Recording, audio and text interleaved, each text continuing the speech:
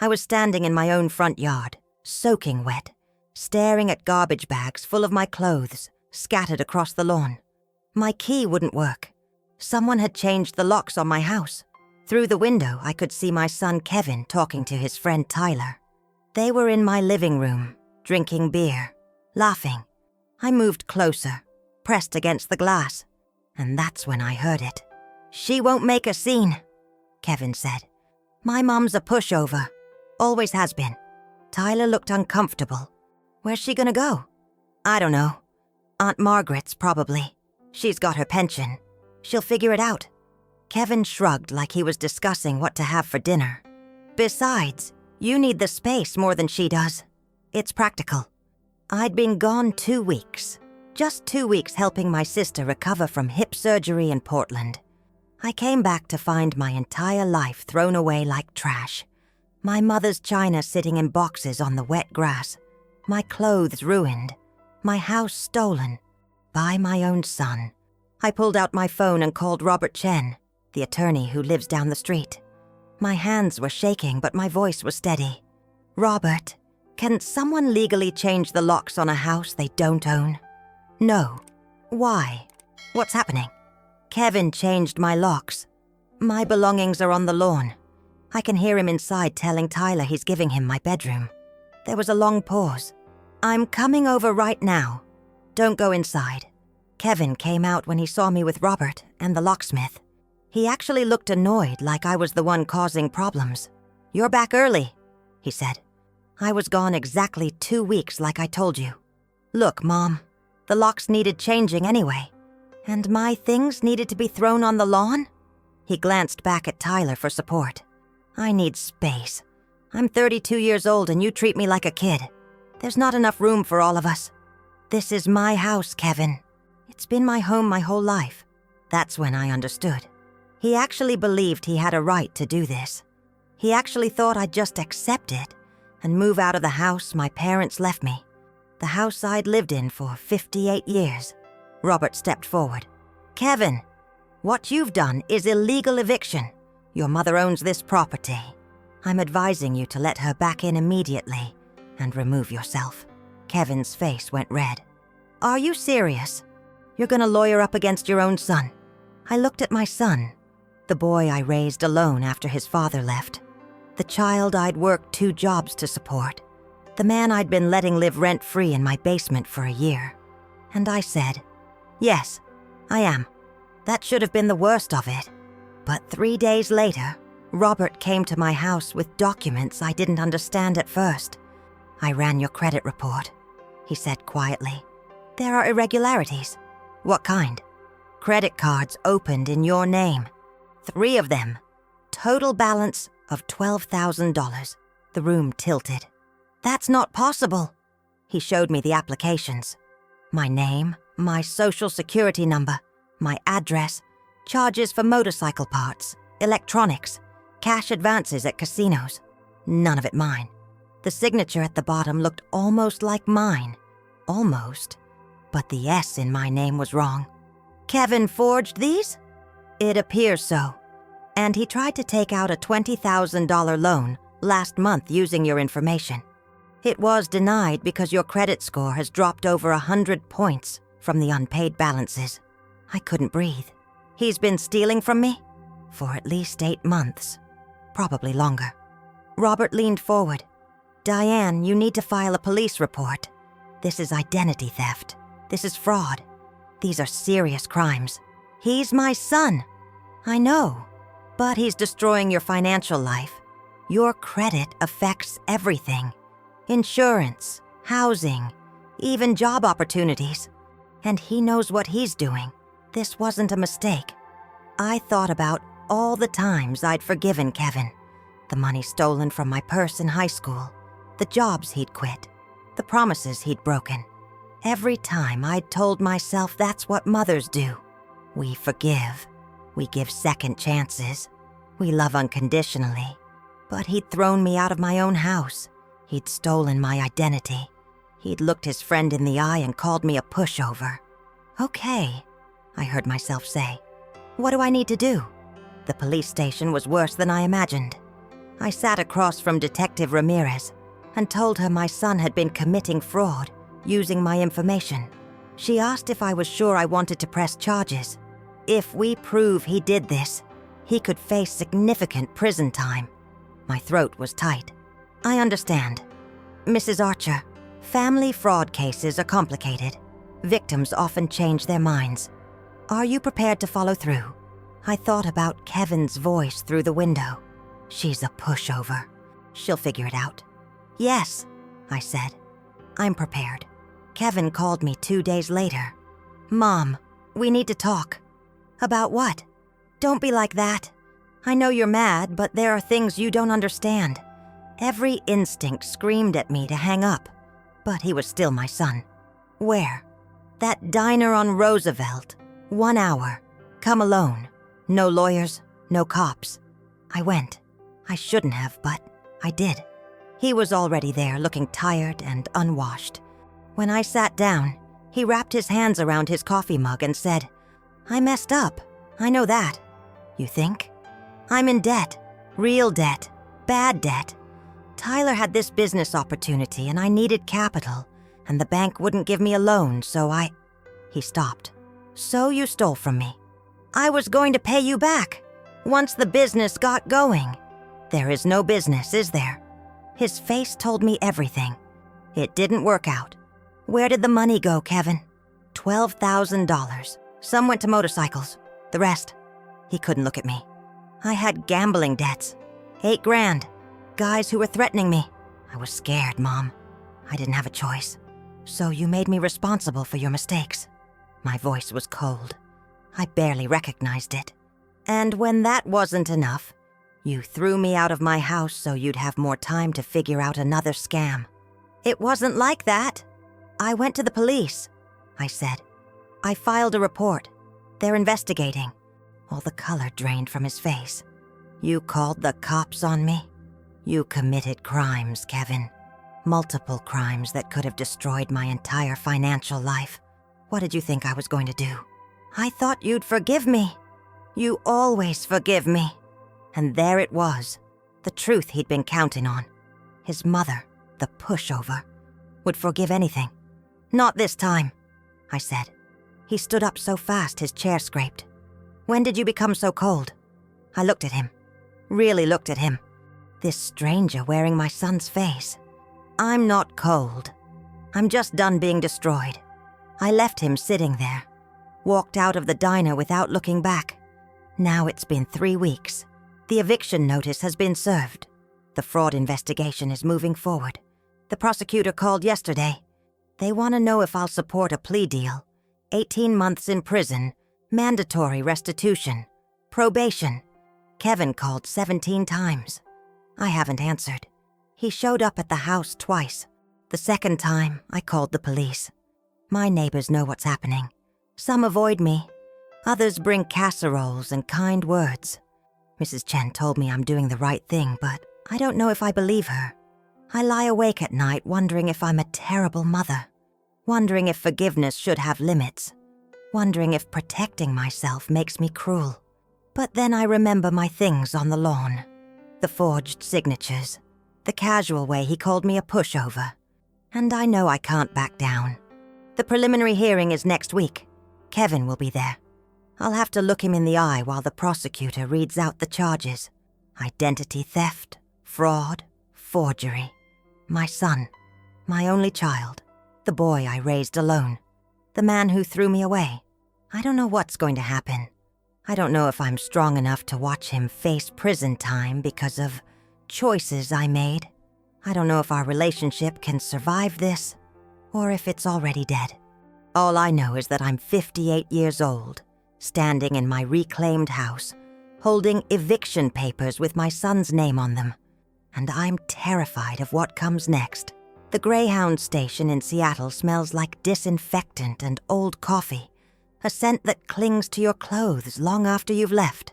I stood there on the platform with my small Navy suitcase, the same one I'd taken on school field trips for 20 years, watching the bus pull away in a cloud of diesel exhaust.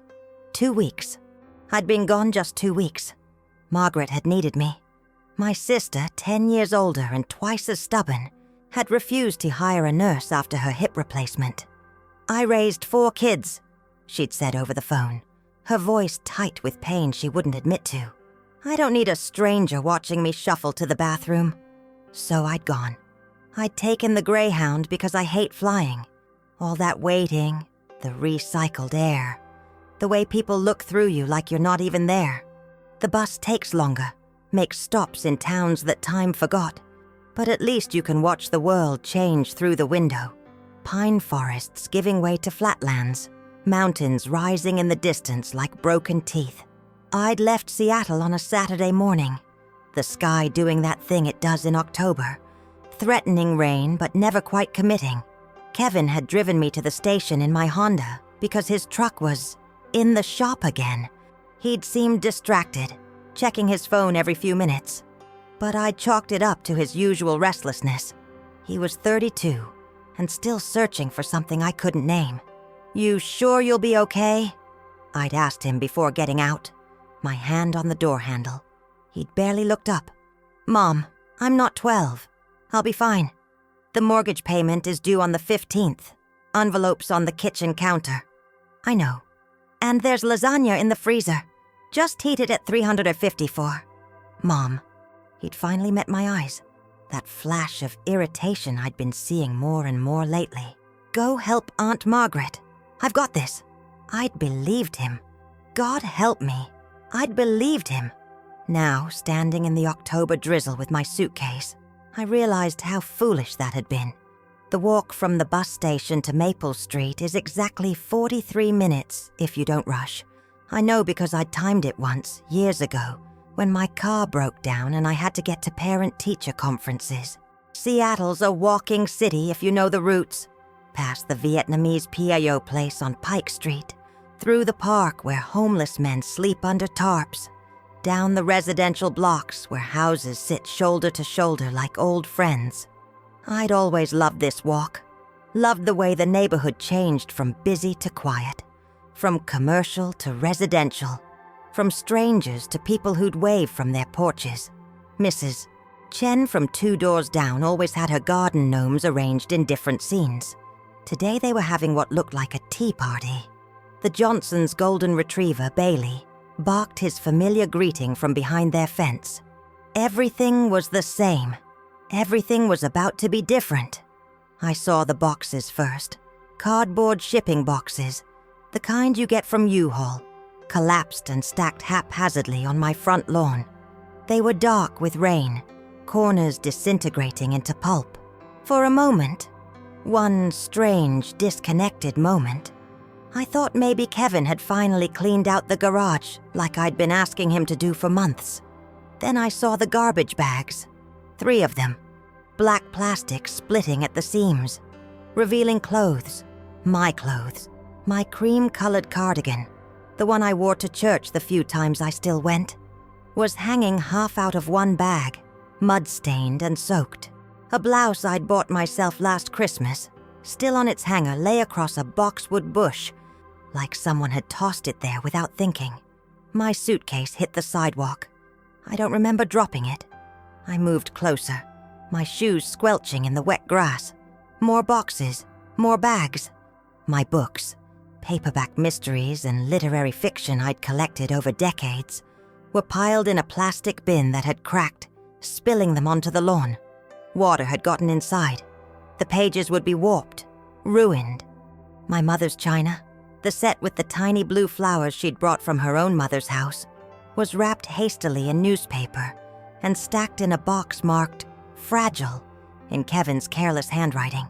Nothing about this was careful. I stood there in the rain, my coat growing heavy with moisture, trying to make sense of what I was seeing. This was my house. The house my parents had bought in 1972. The house where I'd grown up, where I'd brought Kevin home from the hospital, where I'd sat at the kitchen table grading papers for 30 years. The gray-blue Craftsman with white trim and a front porch that sagged slightly on the left side. The house that still had my father's workshop in the garage and my mother's rose bushes along the fence. My house. I walked up the steps, 4 of them, the third one creaking like it always did, and pulled out my keys. The keychain had a small pewter angel on it, a gift from Margaret years ago. "For protection," she'd said, though from what she'd never specified. The key didn't fit. I tried again, thinking maybe the rain had made my hands clumsy. The key slid into the lock, but wouldn't turn. Wrong key, I thought, though I'd been using this key for 38 years. I tried the deadbolt key. Same thing. It went in but wouldn't turn, like something was blocking it.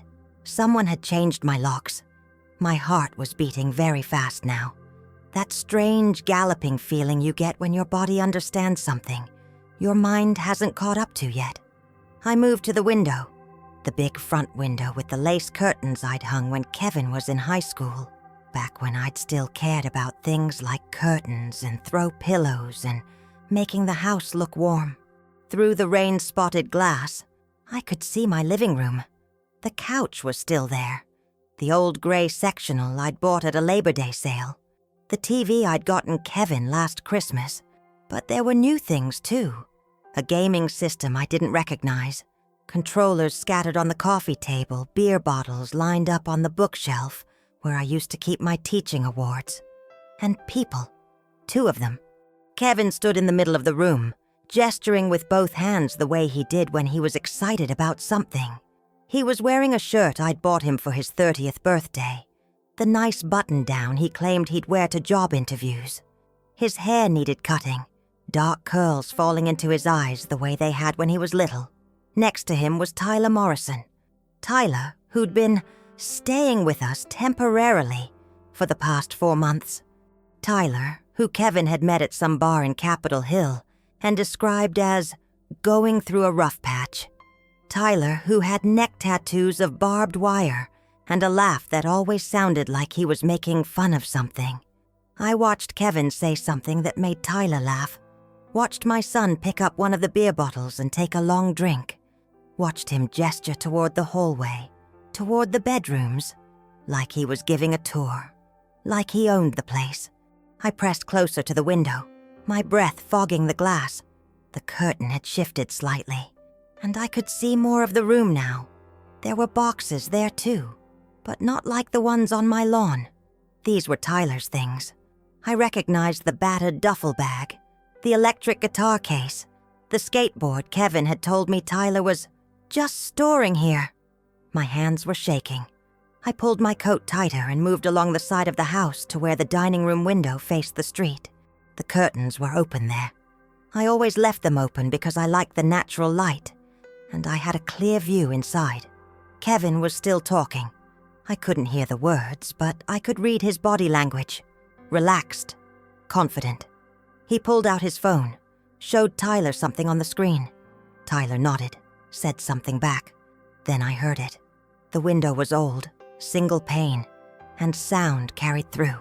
"She won't make a scene." Kevin's voice muffled but distinct. "My mom's a pushover." "Always has been." I froze. "You sure, man?" Tyler's voice deeper, with that slight southern drawl he claimed was from Tennessee. "That's cold, even for you." Kevin laughed. Actually laughed. "It's practical. She's been on my case for months. Get a job, pay rent, act like an adult. I'm 32 years old, and she treats me like I'm still in high school. Besides, you need the space more than she does. Where's she gonna go? I don't know. Aunt Margaret's, probably. Or she can rent something. She's got her pension and Social Security. She'll figure it out." Tyler was quiet for a moment. I watched him walk to the window, my window, in my dining room, and look out at the street. For one terrifying second, I thought he'd see me standing there in the rain like some kind of ghost. But his eyes slid past, unfocused.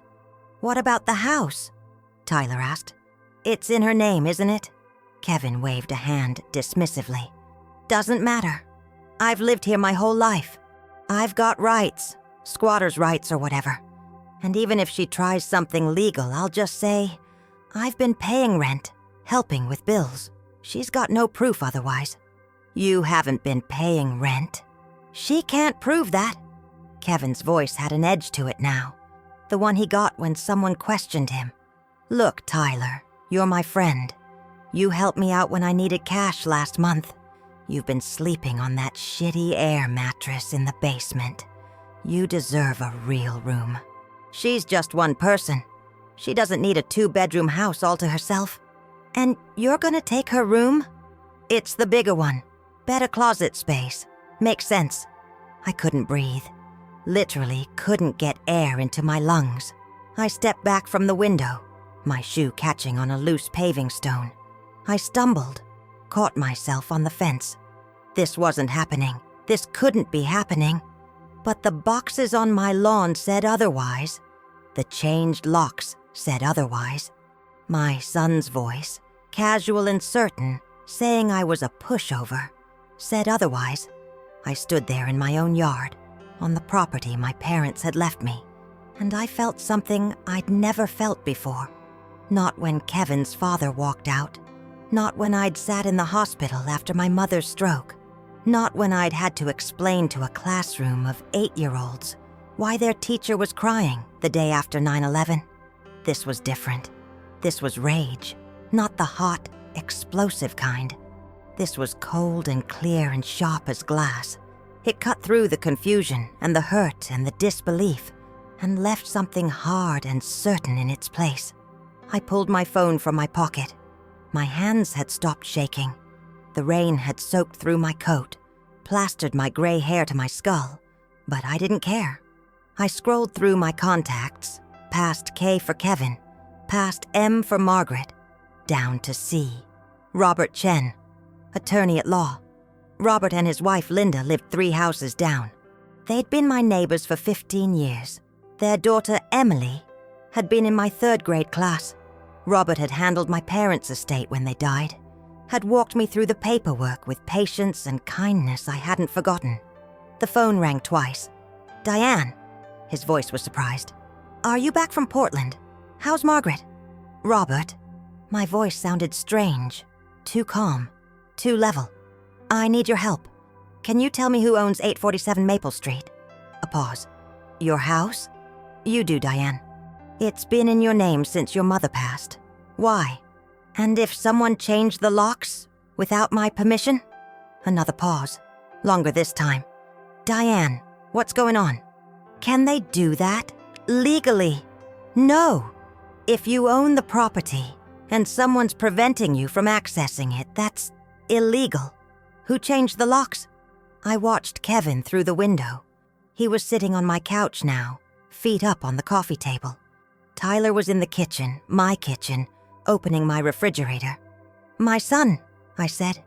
The silence on the other end of the line stretched out.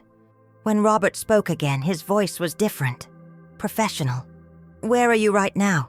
"Standing in my yard, in the rain, looking at my belongings on the lawn." "Stay there. I'm coming over. Don't engage with anyone inside the house. Do you understand?" "Yes." "Diane, I'm sorry. This is..." He stopped. "I'll be there in 5 minutes." He hung up. I lowered the phone, staring at the dark screen. The pewter angel keychain caught the light. I should have felt something. Sadness, maybe, or fear. But all I felt was that cold clarity, that certainty. I'd spent 32 years forgiving Kevin. Forgiving him for the lies in high school, the stolen money in college, the job he'd quit without notice because his boss didn't respect him.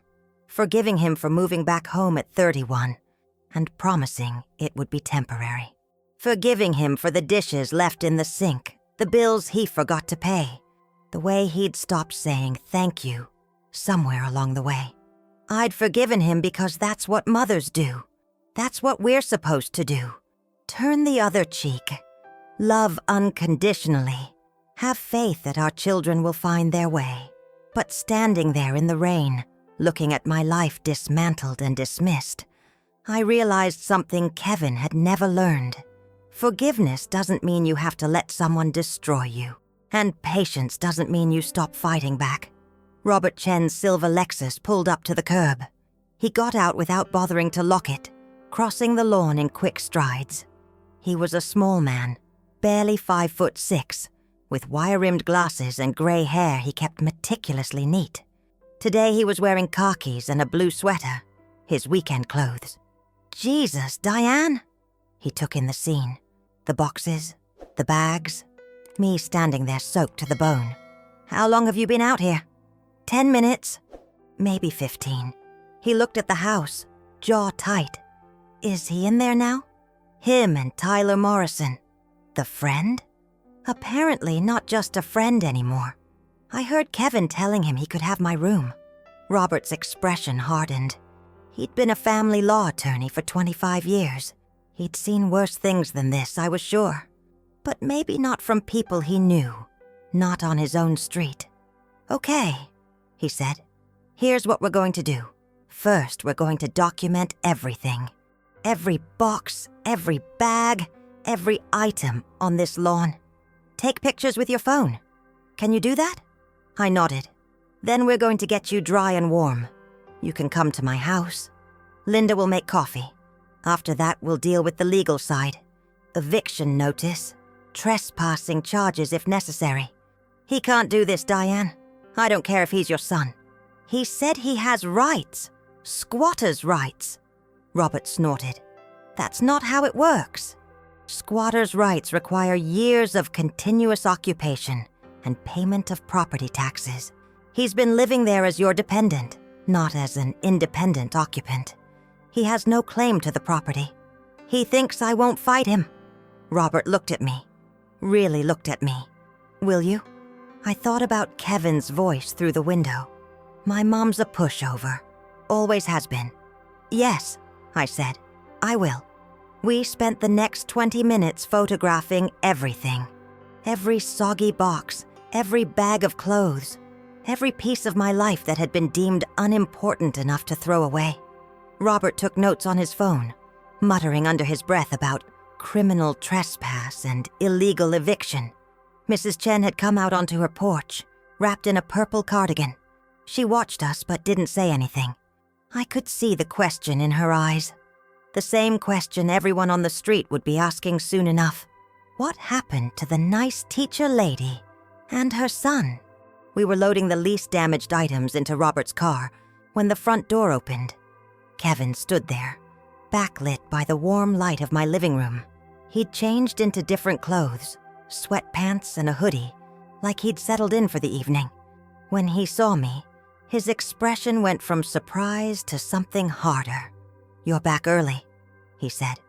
I stared at my son, at the man I'd raised alone, working 2 jobs some years, stretching every dollar so he could have new shoes and school trips and birthday parties. The boy I'd sat with through nightmares, through broken bones, through his father leaving. The child I'd loved so completely that I'd forgotten to teach him that love had limits. Early, my voice came out steady. I was gone exactly 2 weeks, Kevin. Like I told you? He came down the steps, hands in his pockets.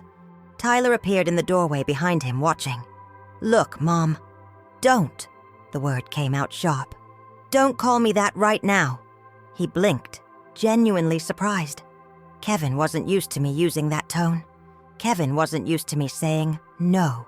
The locks needed changing, he said, recovering. They were old. It's a security thing. And my belongings needed to be thrown on the lawn. I was going to call you. You can stay with Aunt Margaret for a while until we figure things out. Until we figure things out? I stepped toward him. Robert put a hand on my arm, a warning, but I shook it off. You put my mother's china on the wet grass, Kevin. You threw away 30 years of my life like it was garbage. It's not like that. Then what is it like? Explain it to me. He glanced back at Tyler, as if looking for support. Tyler had the decency to look uncomfortable. Kevin's jaw set in that stubborn way it did when he knew he was wrong, but refused to admit it. I need space, okay? I'm 32 years old, and you're still treating me like a kid. Tyler needs a place to stay, and there's not enough room for all of us. This is my house, Kevin. It's been my home my whole life, and I invited you to live here, temporarily, until you got back on your feet. I have been... Have you? The question hung in the air. Have you gotten a job? Have you paid me a single dollar in rent? Have you done anything except drink my beer and eat my food and complain that I'm on your case? His face flushed. I've been looking for 4 months. The job market is shit, Mom. You don't understand how hard it is. I understand that you changed my locks. I understand that my clothes are ruined. I understand that I heard you through that window.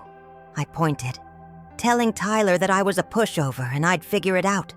The color drained from his face. He hadn't known I'd heard that. You were just what, Kevin? Just throwing your mother out? Just taking over her house? I stopped. My voice had started to shake and I refused to cry in front of him. Not now. Robert stepped forward. Kevin, I'm Robert Chen. I live down the street. I'm also an attorney.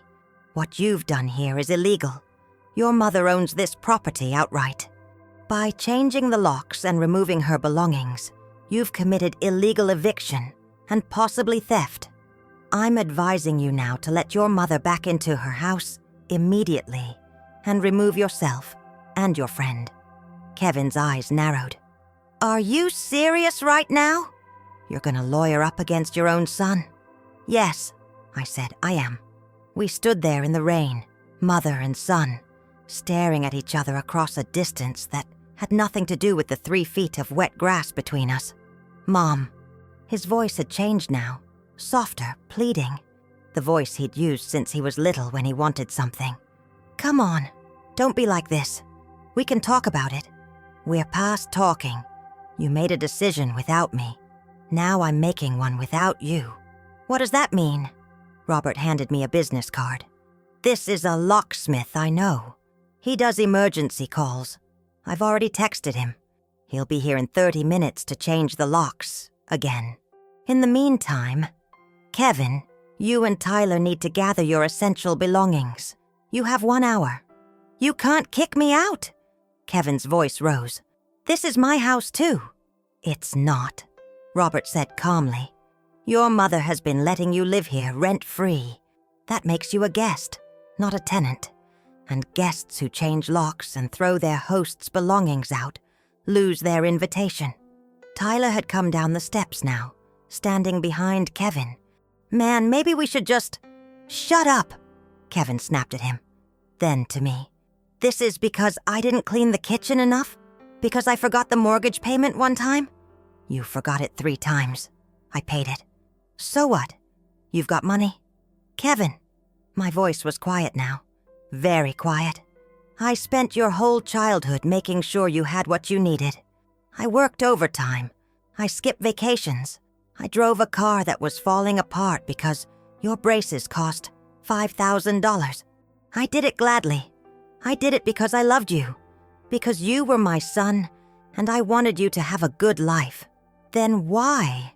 But somewhere along the way, you learned to take without giving, to expect without appreciating. And I let you. I let you because I thought that's what good mothers do.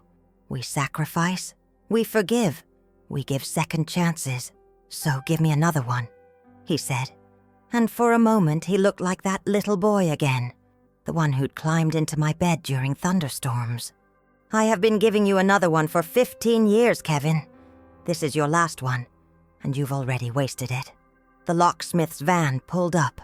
A man got out carrying a toolbox. You've got 1 hour, Robert repeated. Take what's yours. Leave everything else. Kevin looked at me one more time. I saw the moment he realized I wasn't going to back down. Saw the confusion, then the anger, flash across his face. Fine, he spat. We'll go. But don't think I'm just gonna disappear. This isn't over. He turned and went back into the house. Tyler followed, mumbling an apology I didn't acknowledge. The locksmith went to work on the front door. Robert stood beside me, holding an umbrella he'd gotten from his car over both our heads. You okay? He asked quietly. I watched the locksmith remove my old lock, the one that had been there since I was a teenager, the one my father had installed himself, cursing over the instructions. No, I said, but I will be. The locksmith finished at 7:30. By 8 o'clock, Kevin and Tyler were gone, their bags thrown into the back of Tyler's rusted pickup truck. Kevin didn't look at me as they left, just slammed the passenger door hard enough to make Mrs. Chen's dog start barking again. I stood on my porch with 3 new keys on a ring, watching the taillights disappear down Maple Street. The rain had finally stopped, leaving everything slick and silver under the streetlights. "You should stay at our place tonight," Robert said. He'd waited with me through the whole thing, patient as a priest. "Linda's got the guest room ready. I'm staying here." "Diane, this is my house, Robert. If I leave now, even for one night, it feels like I'm the one being driven out." He studied me for a moment, then nodded. "Okay, but I'm having Linda bring over some food, and I want you to call me if anything happens. Anything. I will." After he left, I walked through my house like I was seeing it for the first time. The living room smelled like stale beer and something else, marijuana maybe. The carpet had new stains I didn't recognize. In the kitchen, dirty dishes were piled in the sink, some with food hardened on them. The trash can was overflowing. I found my bedroom last. The door was open. Kevin had already moved his things in, clothes in the closet, laptop on my dresser, his shoes scattered across the floor. My bed was unmade, sheets I didn't recognize tangled at the foot. On my nightstand, where I used to keep a photo of my parents, there was an ashtray full of cigarette butts. I stood in the doorway, gripping the frame.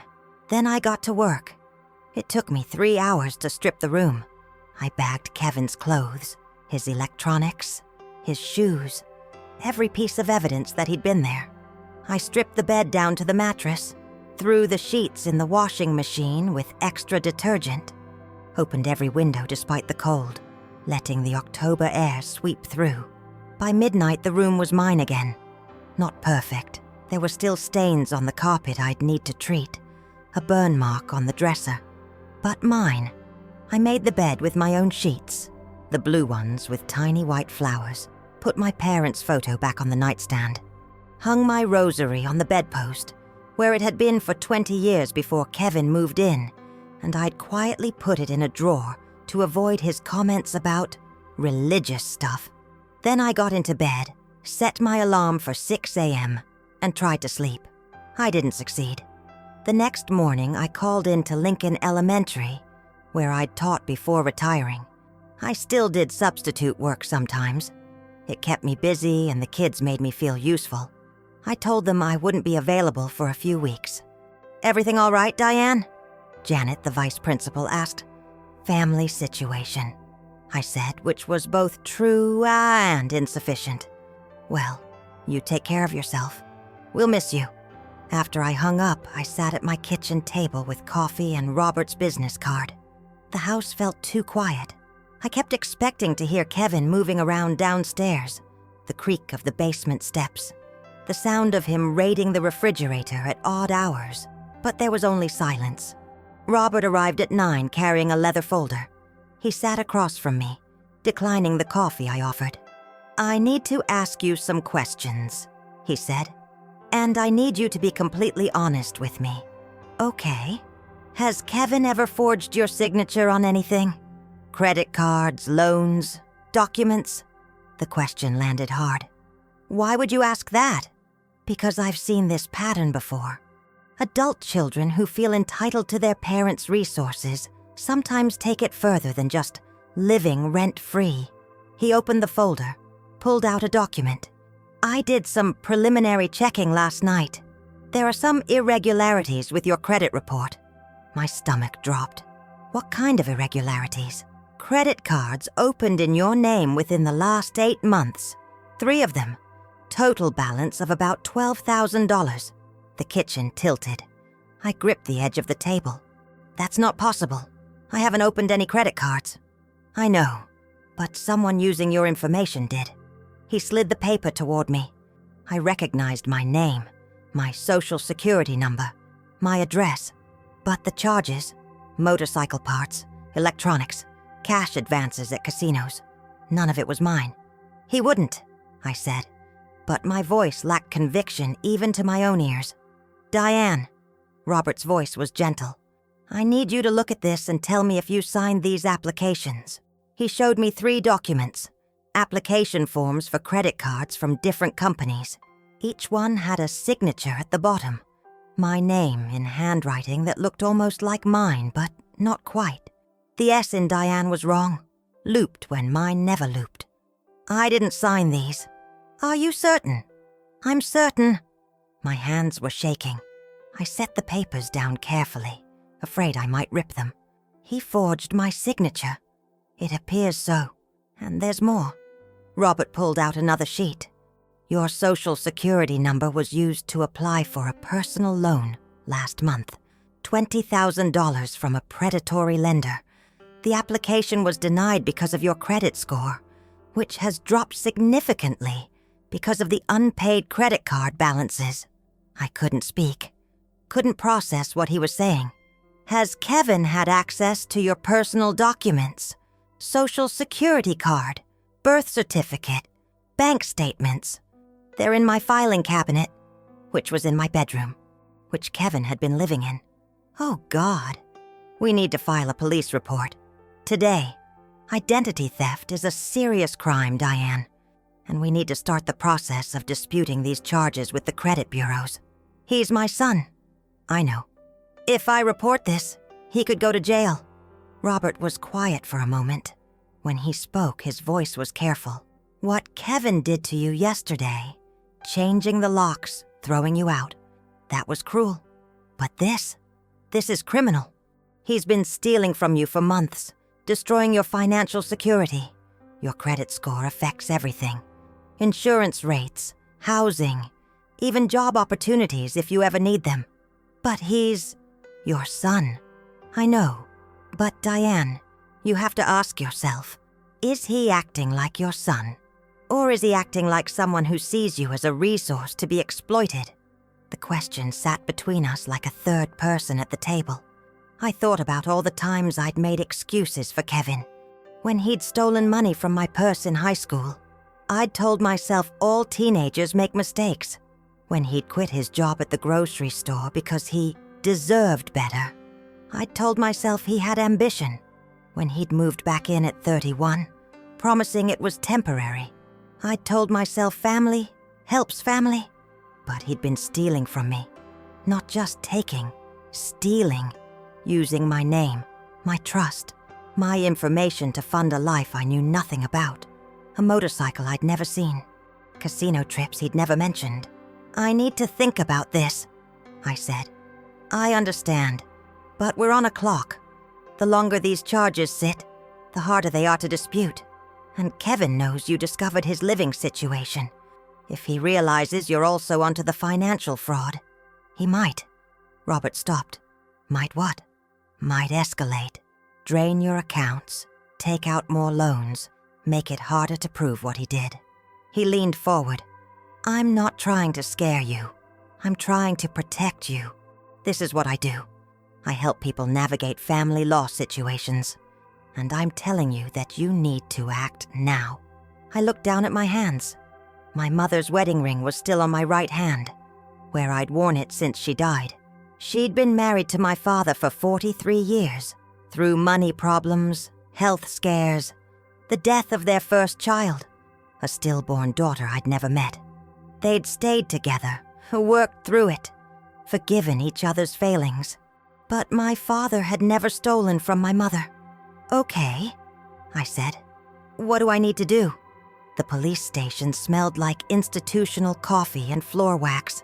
I sat in a plastic chair in the fraud division, telling a detective named Ramirez about my son. She was maybe 35, with dark hair pulled back in a severe bun, and eyes that had seen too much to be surprised by anything. "And you're certain you didn't give him permission to use your information?" she asked, typing notes into her computer. "I'm certain. Sometimes family members have informal arrangements, authorized users on accounts, that kind of thing. There was no arrangement. I didn't know about any of this until yesterday." She pulled up something on her screen, squinted. "According to the credit card companies, the cards were mailed to your address Did you receive them? I thought back. Mail usually sat on the kitchen counter in a pile. Bills, grocery store ads, credit card offers. I'd stopped paying close attention to it months ago, trusting Kevin would tell me if something important came. He must have intercepted them, I said. And the purchases? Do you know what they were for? Robert, my attorney, said motorcycle parts, electronics, cash advances. Does Kevin have a motorcycle? Not that I know of, but I haven't been. I stopped. I don't know what he has anymore. I thought I knew my son. I thought I knew what was happening in my own house. Detective Ramirez's expression softened slightly. Mrs. Archer, I see this more than you'd think. Family member fraud is common, and it's one of the hardest types to prosecute because victims often don't want to press charges. I have to, though, don't I? To clear my name? Yes. We'll need you to file a formal report. I'll need copies of the credit applications, your identification, and documentation that you didn't authorize these accounts. We'll investigate, contact the credit card companies, see if we can track where the purchases were made and who made them. How long does that take? Months, usually. Financial fraud investigations are slow, but filing the report starts the clock on disputing the charges. You won't be liable for fraudulent debts once we verify you didn't authorize them. And Kevin, she met my eyes. If we can prove he committed identity theft and fraud, we'll forward the case to the prosecutor's office. They'll decide whether to file criminal charges. If they do, she paused. He could face prison time. Significant prison time. My throat was tight. He's made mistakes, but he's not a criminal. Mrs. Archer, what he did is a crime. That's not an opinion. It's a legal fact. Her voice wasn't unkind. I understand this is your son. I have kids too. But you can't let him destroy your life because you feel guilty about protecting yourself. I don't feel guilty, I said automatically. Don't you? I didn't answer. She was right, of course. I did feel guilty. Guilty for not being enough, for not raising him better, for whatever I'd done or failed to do that had led to this moment. We spent the next hour going through paperwork. Detective Ramirez was thorough, asking questions about Kevin's whereabouts, his friends, particularly Tyler, his habits, his access to my home. I answered as honestly as I could, though some questions felt like betrayals. Does he have a drug problem? She asked. I don't think so. I've never seen him use anything stronger than marijuana. Gambling? He plays poker with friends sometimes. Have you noticed money going missing? Cash from your wallet, checks from your checkbook. I thought about the times I'd found my wallet not quite where I'd left it. The time Kevin had borrowed $40 and never paid it back. Small things I'd dismissed. Maybe, I admitted. By the time I left the station, it was nearly 2 o'clock. I sat in my Honda in the parking lot, staring at the copy of the police report Detective Ramirez had given me. Case number 2024-47392. My son was now a case number. My phone rang, Kevin's name on the screen. I stared at it for 3 rings before answering. Mom. His voice was strained. We need to talk. About what? Don't be like that. I know you're mad, but... Mad? The word came out sharp. Kevin, you threw me out of my own house. You changed my locks. You called me a pushover to your friend. I was just blowing off steam. I didn't mean it like that. How did you mean it? Silence. Then, can we meet somewhere? Just talk, face to face. There are things you don't understand. Every instinct I had said no, but he was still my son. And maybe if we talked, really talked, he'd explain. He'd apologize. He'd tell me there was a reason, a context I was missing. Where? I asked. That diner on Roosevelt, the one we used to go to. 1 hour. I looked at the clock on my dashboard. Okay. And Mom? Come alone. No lawyers, no cops, just us. He hung up before I could respond. The diner was exactly as I remembered. Red vinyl booths, A long counter with chrome stools, the smell of grease and coffee. Kevin was already there when I arrived, sitting in a back booth with a cup of coffee in front of him. He looked tired. His hair was unwashed, falling in greasy strands across his forehead. The shirt he was wearing, the same one from yesterday, had a stain on the collar. I slid into the booth across from him. A waitress appeared immediately, and I ordered tea I didn't want just to have something to do with my hands. "Thanks for coming," Kevin said. "You said there were things I didn't understand." He wrapped both hands around his coffee mug. "I messed up. I know that. The whole thing with the locks and your stuff, that wasn't supposed to go down like that. How was it supposed to go down? I was going to talk to you first, explain the situation. But Tyler was pushing me, saying we needed to make the move while you were gone. And He rubbed his face. I panicked. What situation needed explaining? I'm in debt, Mom. Real debt. Bad debt. I know. I saw the credit card statements. His head snapped up, eyes wide. How did you? Robert pulled my credit report. 3 cards in my name. $12,000 in charges I never made. I kept my voice level. Did you think I wouldn't find out? Color drained from his face. I can explain. Then explain. Because right now, what it looks like is that you stole my identity, destroyed my credit, and were planning to steal my house too. It wasn't like that. His voice rose. The few other customers glanced over. He lowered it. I needed money. Tyler had this business opportunity. Tyler! It was supposed to be quick money. We were going to flip motorcycles, buy them cheap and fix them up and sell them. But we needed capital to start. And the bank wouldn't give me a loan because my credit was already bad from the car I defaulted on last year. So you used mine. I was going to pay you back. Every penny, I swear. Once the business got going. There is no business, is there? I said quietly. Tyler's truck is 10 years old and falling apart. You don't have a workshop. You don't have clients. There's no business. He wouldn't meet my eyes. It didn't work out like we planned. Where did the money go, Kevin? Some of it went to bikes.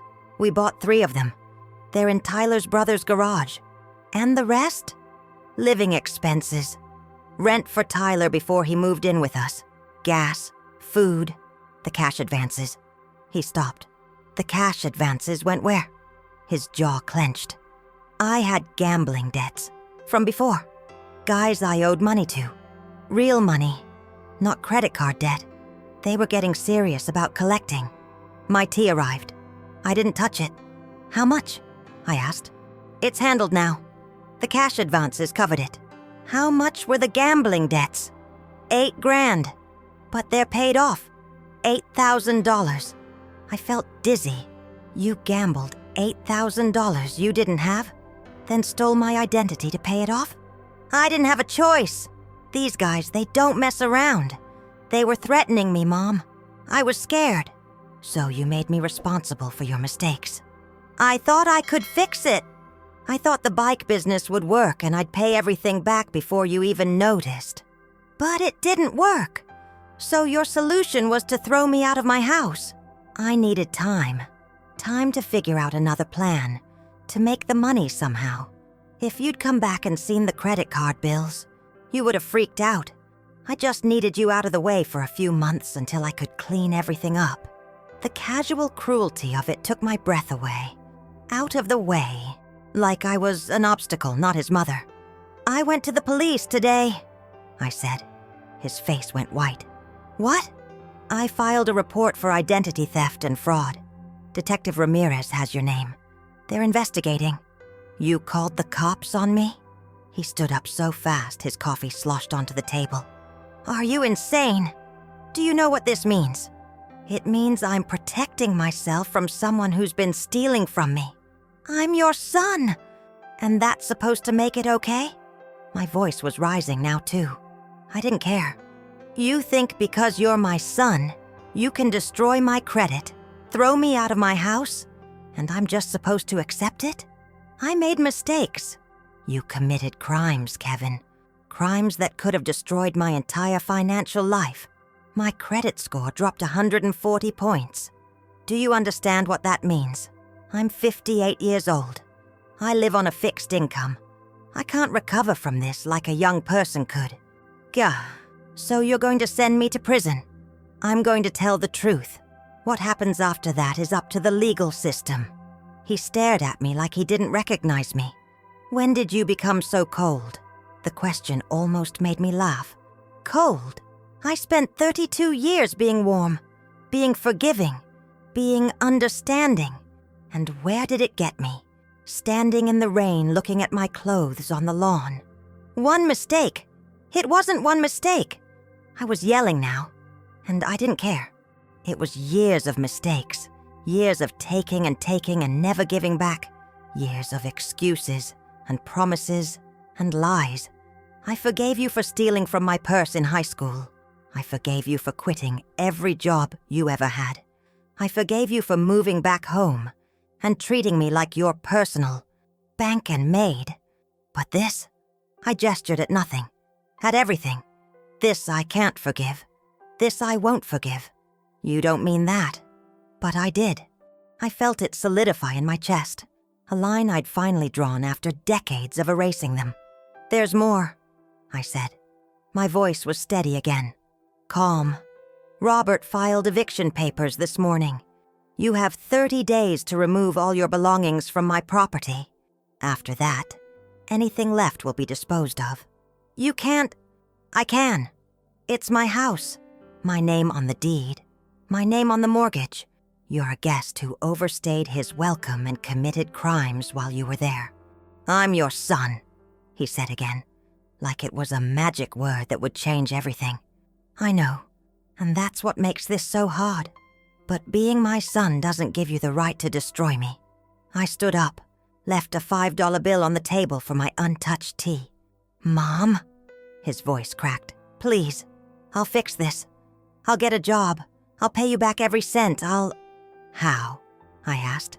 How will you pay back $12,000, plus interest, plus legal fees, plus the damage to my credit? How, Kevin? He had no answer. That's what I thought. I picked up my purse. The eviction notice will be served officially within 48 hours.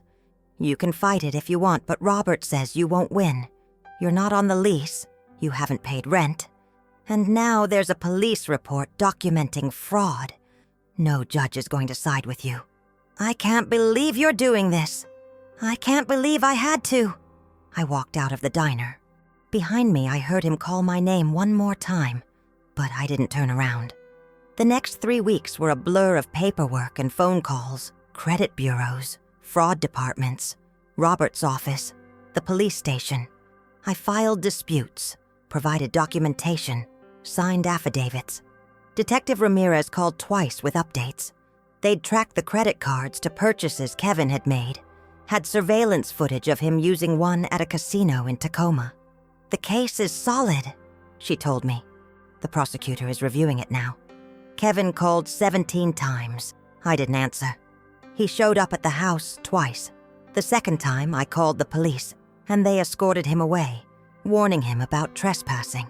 Tyler came once, alone. He stood on my porch looking uncomfortable, hands shoved in his jacket pockets. Mrs. Archer, I just want to say I'm sorry about all of it. Kevin told me you were okay with us taking over the house. I didn't know. You didn't ask either, I said. He looked down. No, I didn't. That's on me. Where's Kevin staying? My brother's place. He's pretty messed up. Drinking a lot, saying things about you that... He stopped. Look, I know it's not my place, but he's spiraling. I think he needs help. Then help him. But I can't anymore. Tyler nodded slowly. Yeah, I get that. He turned to leave, then stopped. For what it's worth, I think you're right. Kevin's been skating by on excuses his whole life. Maybe this is what he needs. Someone finally telling him no. After he left, I sat on my porch until the sun went down. Mrs. Chen came over with a casserole. Diane, she said, setting it in my hands. Linda told me what happened. I'm so sorry. Thank you. You're doing the right thing. I know it doesn't feel like it, but you are. I wanted to believe her. Some days I did. Other days I lay awake at night wondering if I'd been too harsh, too cold, too unforgiving. But then I'd remember Kevin's voice through the window. My mom's a pushover, and I'd know I'd made the right choice. On day 28 of the eviction notice, Robert called. Kevin's attorney just contacted me. He wants to negotiate. Kevin has an attorney. Court appointed. He's trying to fight the eviction. His argument is that he's lived there for years and has established residency. Can he do that? He can try, but he won't win. Not with the police report and the fraud investigation. His attorney knows that. I think this is a last-ditch effort to buy time. What does he want? 60 more days to find a place. And for you to drop the criminal charges. I looked around my living room. I'd spent the past 3 weeks reclaiming my house, cleaning, repairing, erasing the evidence of Kevin's occupation. The carpet had been steam cleaned, the walls repainted. My mother's china was back in the cabinet, undamaged despite being left in the rain. No, I said. Diane, no. He has had a month. That's more time than he gave me when he threw me out. And I'm not dropping the charges. He committed a crime. Multiple crimes. Robert was quiet for a moment. The prosecutor called me today. They're moving forward with the case. Kevin's going to be formally charged with identity theft and fraud. If convicted, he could get 2 to 5 years. 2 to 5 years. My son, in prison. What if I asked them not to? I said softly. You could. But Diane, the state is the plaintiff now, not you. They prosecute crimes because crimes harm society, not just individuals. They might move forward anyway. But they'd consider it if I asked. Probably. Why? Are you thinking about it? I closed my eyes. Saw Kevin as a little boy, maybe 6 years old, holding my hand as we walked to the park. Saw him at 12, gangly and awkward, trying to ride a bike he was still too small for. Saw him at 18, walking across the stage at graduation, the one accomplishment I'd never had to force or bribe him to achieve. Then I saw him at 32, standing in my diner, asking how I'd become so cold. No, I said. I'm not thinking about it. Tell his attorney the answer is no to everything. The eviction stands. The charges stand. I'm done negotiating. Okay, Robert said. I'll let them know. After I hung up, I walked to my bedroom and picked up my rosary from the bedpost. The beads were worn smooth from decades of anxious fingers. My mother's, then mine. I held it for a long time, not praying exactly, just holding it, looking for something. Guidance, maybe, or absolution. But all I felt was tired and certain and alone. The arraignment was scheduled for a Tuesday morning in late November. I didn't plan to go. Robert said I didn't need to. The state was prosecuting, and my presence wasn't required. But the night before, I lay awake until 3 a.m., staring at the ceiling, and I knew I had to be there. I needed to see it, to witness what I'd set in motion. The King County Courthouse was a gray monolith downtown, all concrete and security checkpoints. I went through the metal detector with my coat and purse, feeling exposed under the fluorescent lights. The courtroom was on the 3rd floor, smaller than I'd expected. Wooden benches like church pews. A judge's bench that looked too tall, too imposing. Kevin was already there when I arrived, sitting at the defense table with his court-appointed attorney. A young woman with dark hair in a severe bun, and an expression that suggested she'd seen too many cases like this. Kevin wore the suit I'd bought him 3 years ago, for a job interview he'd never shown up to. It was too big on him now. He'd lost weight. He saw me the moment I walked in. Our eyes met across the courtroom, and I watched something complicated move across his face.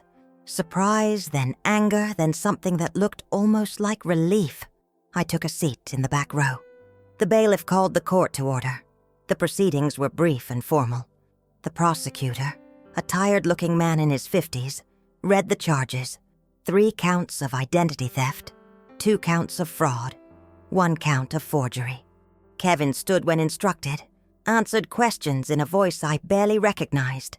Yes, he understood the charges. No, he couldn't afford an attorney. Yes, he understood his rights. The judge set bail at $10,000. Kevin's attorney requested it be lowered, citing his lack of criminal history. The prosecutor countered with the fraud investigation, the evidence of premeditation, the victim's age, and vulnerability. The judge denied the request. Kevin would stay in jail until trial unless he could post bail, which he couldn't. I knew his bank account better than he did. There was maybe $300 in it, and that was probably from a credit card cash advance. I sat through it all, hands folded in my lap, watching my son become a defendant. When it was over, Kevin was led out in handcuffs. He looked back at me once, and I saw his mouth form a word: "Please." I didn't move. After the courtroom cleared, I sat there alone for a long time. The judge was gone. The attorneys were gone. Even the bailiff had stepped out. Just me and the empty benches and the weight of what I'd done. My phone buzzed. A text from Robert. "How are you holding up?" I didn't know how to answer that. Thanksgiving came and went. Margaret called from Portland, asking if I wanted to come up. I told her I was staying home. The truth was, I couldn't face the questions, the sympathy, the inevitable conversation about Kevin. I made a small turkey breast just for myself, ate it at the kitchen table with the TV on for company. Some parade I wasn't really watching. The house felt enormous and silent. Mrs. Chen invited me over for pie later, but I declined. Linda brought me leftovers I barely touched. The neighborhood knew what had happened by now. Small communities can't keep secrets. Some people avoided eye contact when I was getting my mail. Others made a point of waving, of checking in, of being deliberately kind. I didn't know which was worse.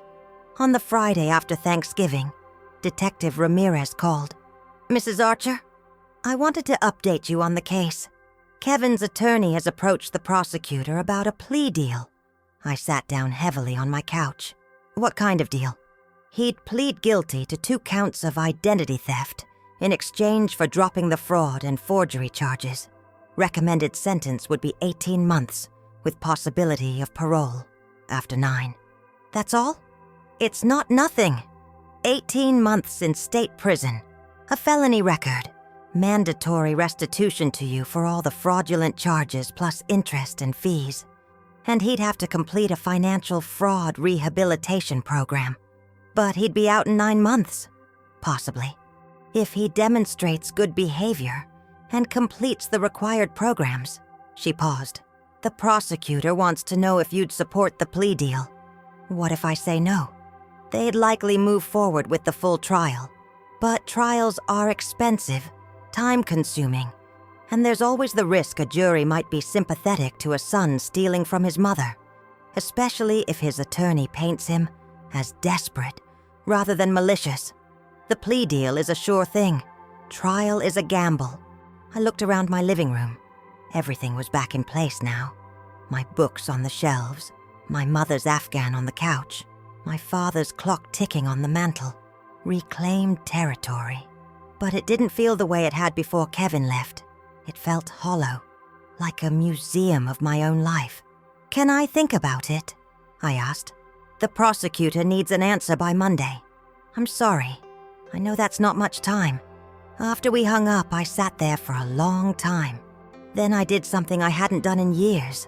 I went to church. St. Catherine's was 3 blocks away, a small brick building with a white steeple that was probably older than I was. I'd gone there as a child, dragged by my mother every Sunday until I was 18, and could make my own choices. I'd gone sporadically after that. Christmas, Easter, funerals. Kevin had been baptized there, though he'd never been much interested in religion. The church was empty on a Friday afternoon.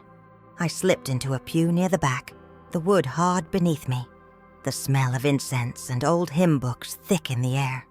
Afternoon light filtered through the stained glass, throwing colored shadows across the floor. I didn't know why I'd come.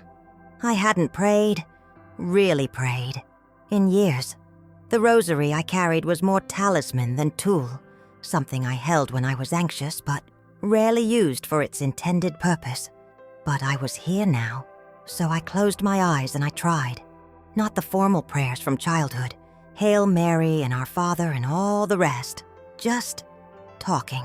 Into the silence. Into whatever might be listening. I don't know what to do, I said quietly. My voice echoed slightly in the empty space. I don't know if I'm being strong or just cruel. I don't know if this is justice or revenge. The church didn't answer. I hadn't expected it to. He's my son, my only child. I raised him alone after his father left, and I thought I did everything right. I worked hard. I provided for him. I showed up to every school event, every game, every parent-teacher conference. I taught him manners and kindness and how to tie his shoes. I read to him every night until he was too old to want it. I loved him with everything I had. My voice was shaking now, and he threw me away, like I was nothing, like 32 years of love and sacrifice meant nothing. I opened my eyes, looked up at the crucifix above the altar. Jesus hanging there, suffering, forgiving. That's what we were taught, wasn't it? Forgive 70 times 7. Turn the other cheek. Love your enemies. But Jesus never had a son who stole his identity and threw him out of his own home. I don't know how to forgive this, I whispered. I don't know if I'm supposed to. Everyone talks about forgiveness like it's simple, like you just decide to do it and it happens. But it doesn't feel simple. It feels impossible. I sat there for maybe an hour, not praying exactly, just being, letting the silence and the shadows and the weight of the church hold me. When I finally left, I didn't feel better, but I felt something, a clarity maybe, or just exhaustion that had finally reached its endpoint. I knew what I was going to tell Detective Ramirez. Monday morning, I called her back. I'll support the plea deal, I said, but I have conditions. What conditions? Kevin has to pay full restitution, every penny, not some reduced amount. He has to complete the fraud rehabilitation program and provide proof, and he has to write me a letter. A letter? An explanation. A real one. Not excuses. Not justifications. I want him to explain why he did this. Why he thought it was acceptable to steal from his own mother. I want the truth. I paused. And I want an apology. A real one. Detective Ramirez was quiet. I can pass that along to the prosecutor. But, Diane, you should know. Even with the letter, even with restitution, this doesn't mean things will go back to how they were. I know. I don't want them to. Okay. I'll let them know. The plea deal was accepted the following week. Kevin would serve 18 months, minimum 9 with good behavior.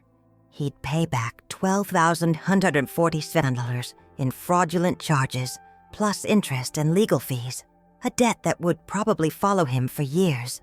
And he'd complete a year-long financial fraud rehabilitation program. The letter arrived 3 weeks later, forwarded through Robert's office. It came in a standard white envelope with Kevin's handwriting. The same careless scrawl I'd seen on birthday cards and grocery lists for decades. I let it sit on my kitchen table for 2 days before I opened it. Mom, I don't know how to start this. My attorney said you wanted an explanation and an apology. So here it is. I'm not good at this kind of thing, but I'll try.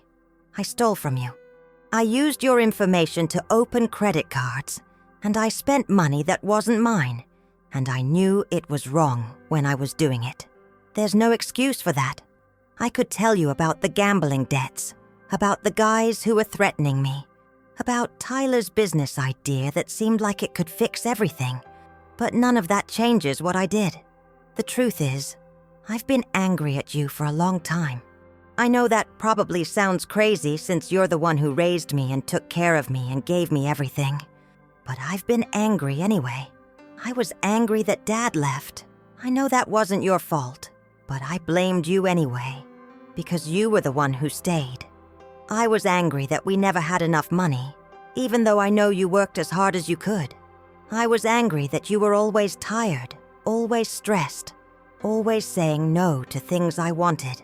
And I was angry that you kept trying, that you kept showing up to my school stuff even when I told you not to, that you kept asking about my job search even when I was lying to you about it, that you kept believing I'd turn into someone better even when I kept proving I wouldn't. Your hope felt like pressure.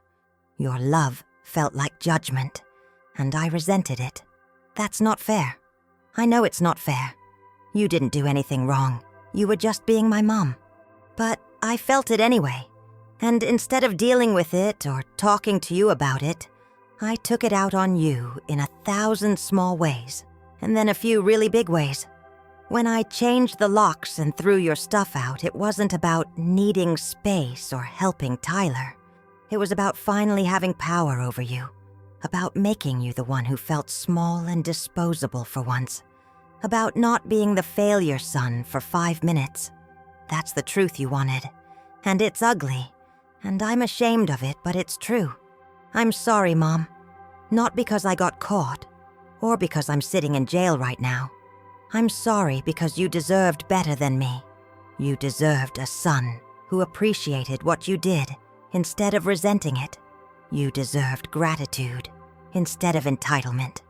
You deserved love instead of manipulation. You asked why I thought it was acceptable to steal from you. The answer is, I didn't think it was acceptable. I just thought I could get away with it. I thought you loved me enough that you'd forgive me like you always did. I thought I could keep taking and taking, and there would never be a bottom. But there was a bottom, and I found it. I don't expect you to forgive me. I don't expect you to visit me, or write back, or want anything to do with me when I get out. I know I burned that bridge. I know it's too late to be the son you deserved. But I wanted you to know that I finally see it. I see what I did. I see what I destroyed. And I'm sorry. Kevin. I read the letter 3 times. Then I folded it carefully and put it back in the envelope. It was a good letter. Honest. Self-aware. Everything I'd asked for. And it changed nothing. I put it in a drawer in my desk, next to the police report and the eviction notice and all the other documents from the past 2 months. Evidence of an ending. Christmas approached. Margaret called again, more insistent this time. Diane, you can't spend Christmas alone. Come to Portland. Stay for a week. We'll watch old movies and drink too much wine and not talk about Kevin, unless you want to. I don't know, Marg. I'm not asking, I'm telling you. You need to get out of that house. You need to be around people who love you. So I went. Margaret's house was warm and chaotic. Her kids and grandkids filling every room with noise and laughter. They were kind to me, careful with their questions, generous with their hugs. Margaret's youngest daughter, Claire, cornered me in the kitchen on Christmas Eve. Aunt Diane, I just want to say, what you did took guts. I know it doesn't feel like it, but you're a badass. I laughed despite myself. I don't feel like a badass. You stood up to someone who was hurting you, even though it was hard, even though it was your own kid. That's pretty badass. He's in jail because of me. He's in jail because of him, Claire corrected. Because of choices he made. You didn't force him to steal your identity. You didn't force him to throw you out. You just stopped enabling him. She squeezed my hand. And yeah, it sucks that it came to this. But you had every right to protect yourself. I wanted to believe her. Some days I did. I went back to Seattle after New Year's. The house was exactly as I'd left it. Clean, organized, silent. I walked through it slowly, room by room, looking at it with new eyes. This was mine, not ours, not Kevin's. Mine. I could paint the walls any color I wanted, could rearrange furniture, could turn Kevin's old room into an office or a library, or leave it empty. Could live my life without constantly bracing for the next crisis, the next lie, the next disappointment. It should have felt liberating. Instead, it felt lonely. I started subbing at Lincoln Elementary again in January. The kids were a good distraction. Their problems were simple, solvable. Hurt feelings from playground disputes. Struggles with multiplication tables, missing homework. Things I could actually fix. Janet pulled me aside during lunch one day. "You doing okay, Diane? You seem different." "Just tired," I said, which wasn't a lie. "If you need to talk." "I know, thank you." But I didn't talk. What was there to say? My son betrayed me, so I sent him to prison. And now I'm rattling around in an empty house wondering if I did the right thing. It sounded bad, even in my own head. February came, gray and rainy as Seattle always was. I was grading papers one evening when the doorbell rang. I wasn't expecting anyone. Tyler Morrison stood on my porch, hands in his pockets, looking uncomfortable. He was thinner than I remembered, his face hollowed out with something that might have been guilt or might have just been hard living. "Mrs. Archer, I'm sorry to just show up. I was in the neighborhood and He stopped. "That's a lie. I came specifically to talk to you. Can I come in?" Every instinct said no, but curiosity won out. I stepped aside. We sat in the living room, the same room where Kevin had laughed with him about throwing me out.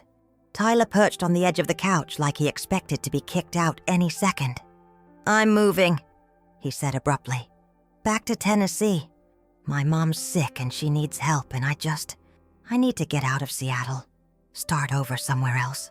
"Okay," I said carefully. "Before I go, I wanted to tell you something about Kevin." He rubbed his face. "He's not doing well in there. I visited him last week and he's different. Smaller, somehow. Scared. Why are you telling me this?" "Because I think you should know. And because," he hesitated, "because I was part of this. I didn't steal from you, but I was there when Kevin was making those decisions. I could have stopped him, or at least tried to talk him out of it, but I didn't. I went along with it because it benefited me. You said you didn't know I wasn't okay with you taking over the house. I didn't know for sure, but I suspected. Kevin talked about you like you were this pushover, like you just accept whatever he decided, and I knew that wasn't right. I knew something was off, but it was easier to believe him than to ask questions." He pulled something from his pocket, a folded piece of paper. "Kevin asked me to give you this. He said you probably wouldn't read it if it came directly from him." I took the paper but didn't unfold it.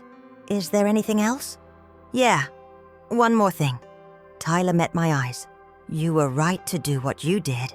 I know that probably doesn't mean much coming from me, but you were right. Kevin needed someone to tell him no. He needed consequences. And maybe this is what saves him. Maybe hitting rock bottom is what finally makes him grow up. Or maybe it just breaks him," I said quietly. "Maybe, but that's on him, not you. You did what you had to do to survive. Nobody can fault you for that." After Tyler left, I sat with the folded paper for a long time. Finally, I opened it. Just 3 sentences in Kevin's handwriting. "I know you're not reading my letters, but I'm going to keep writing them anyway, because I owe you that much." I folded it back up and put it in the drawer with the first letter. Spring came slowly to Seattle, the way it always did. Rain giving way to drizzle. Gray skies brightening to silver. The roses in my garden, my mother's roses that had survived another winter, started budding. I was planting new bulbs one Saturday morning when Robert came by with coffee and pastries. "You're going to spoil me," I said, accepting the latte. "You look like you could use spoiling." He sat on my porch steps watching me work. "How are you really doing, Diane?" "I don't know.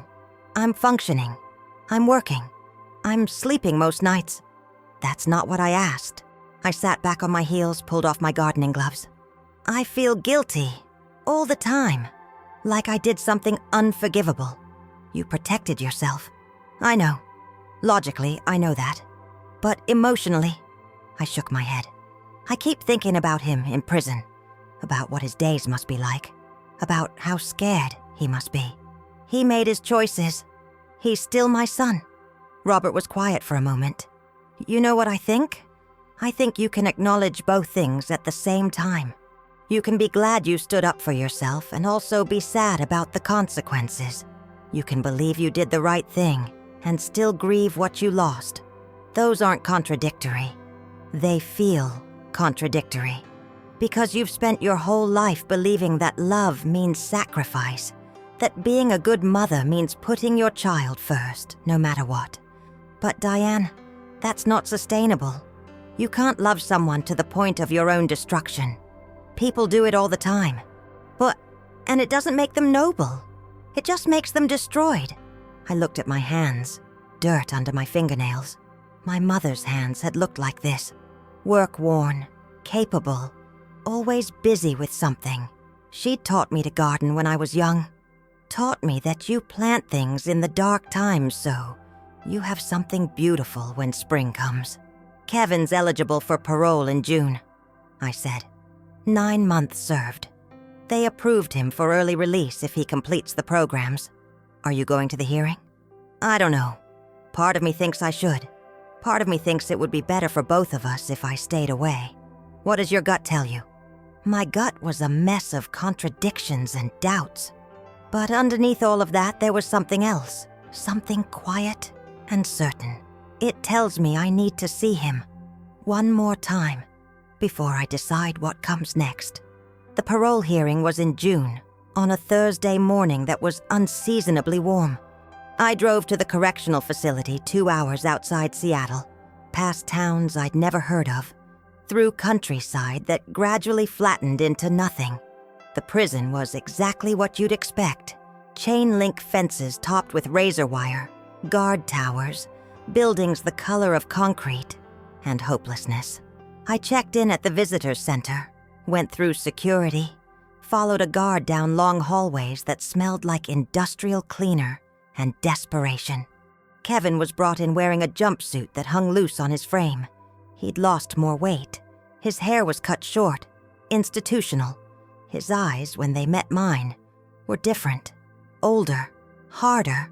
But there was something else there too, something that might have been hope or might have been fear. We sat across from each other in a small room with a table between us and a guard standing by the door. Neither of us spoke for a long moment.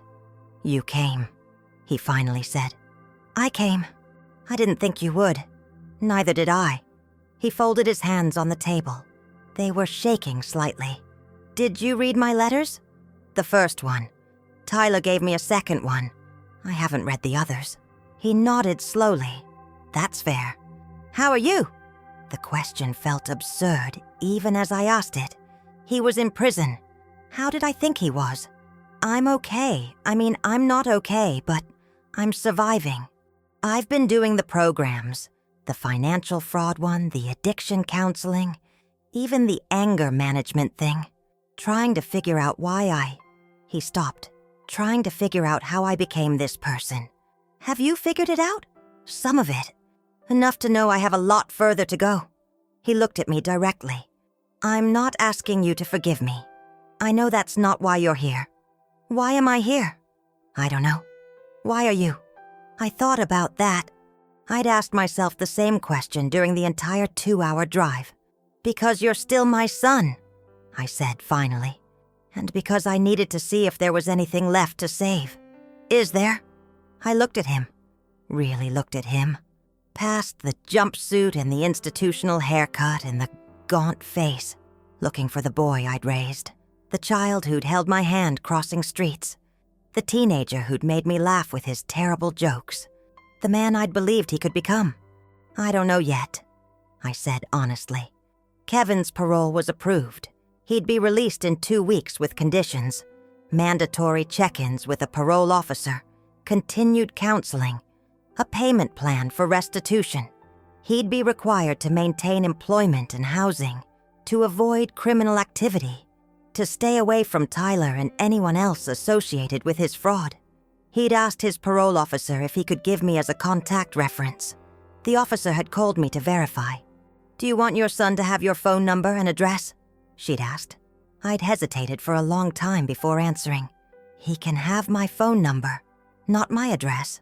Not yet. Kevin called me 3 days after his release. I almost didn't answer. Let it ring 4 times before I picked up. "Hi, Mom."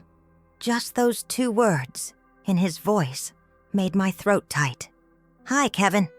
I'm calling from a group home in Tacoma. It's part of my parole.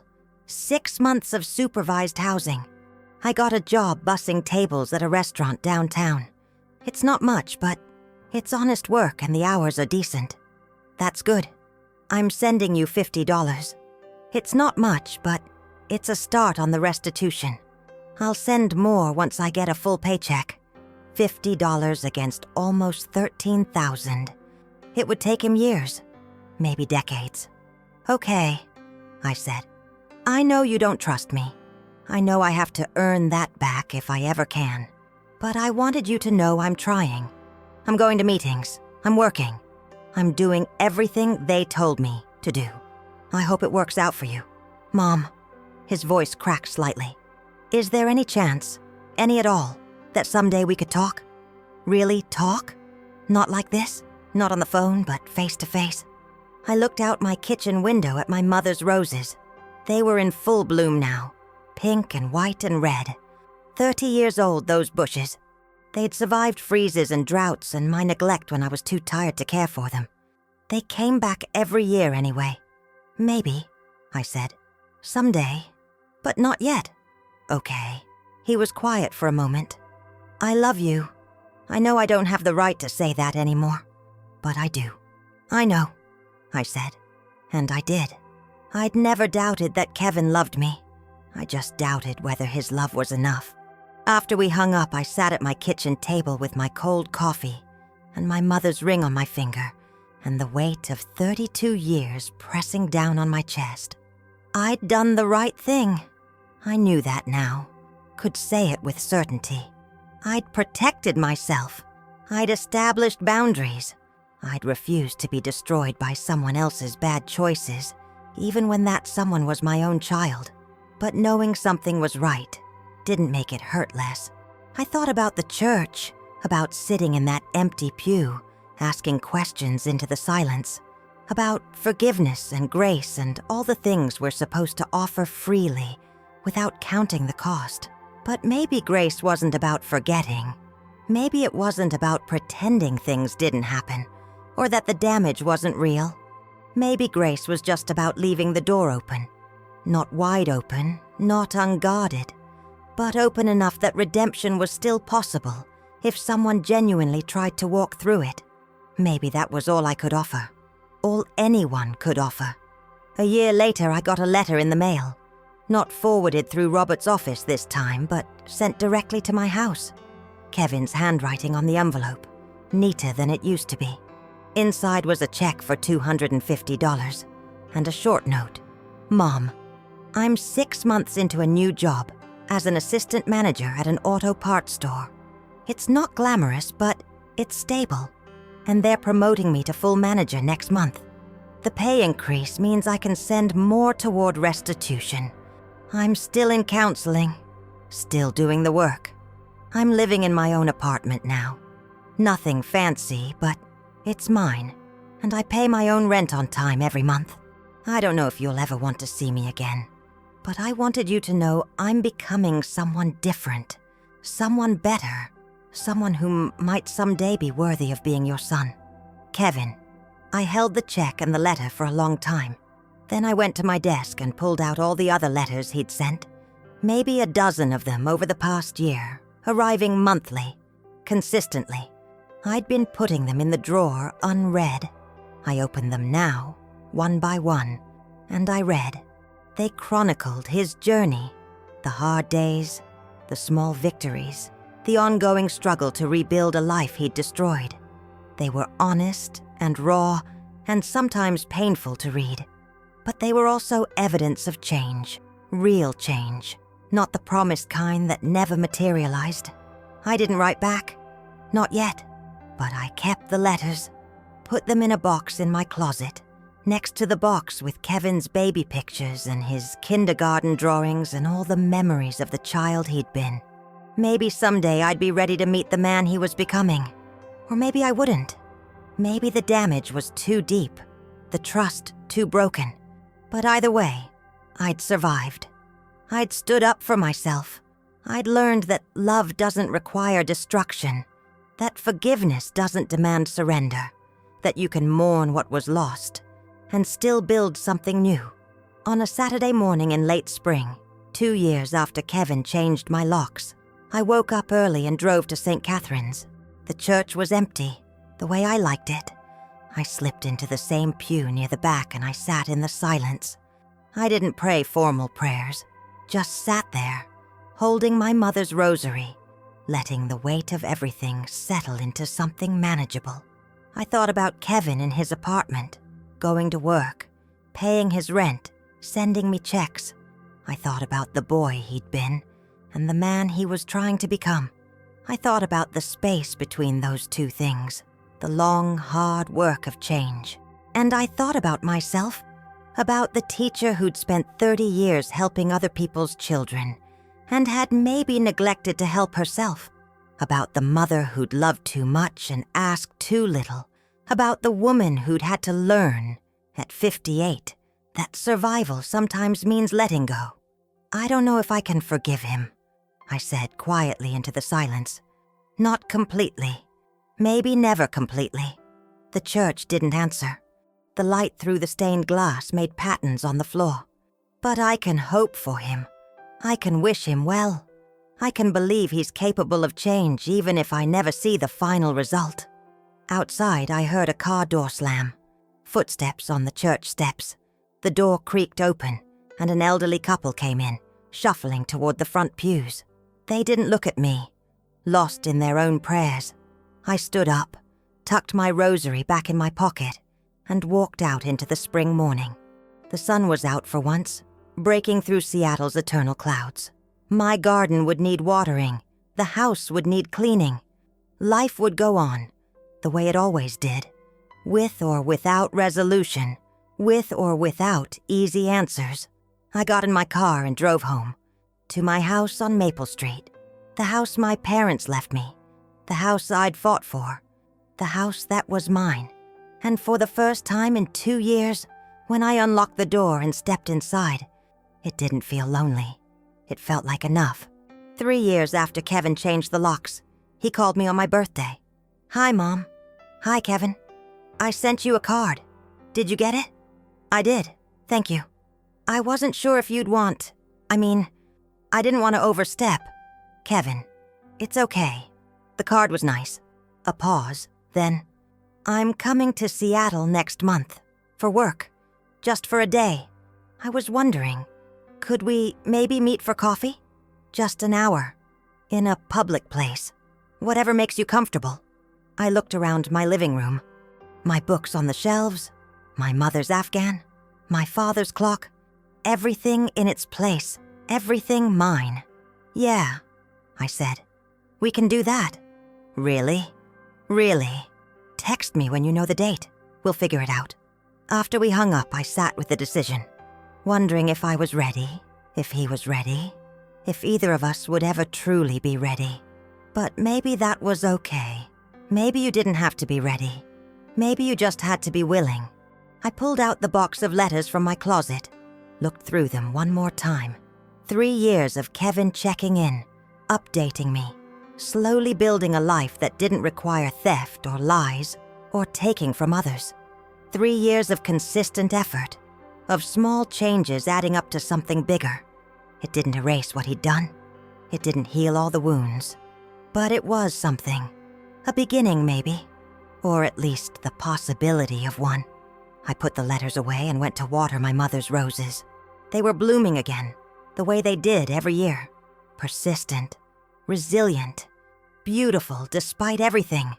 Like hope, like grace, like the long, slow work of forgiveness that has no shortcuts and no guarantees, but shows up anyway, again and again, because what else is there to do? I turned on the hose and watched the water soak into the earth.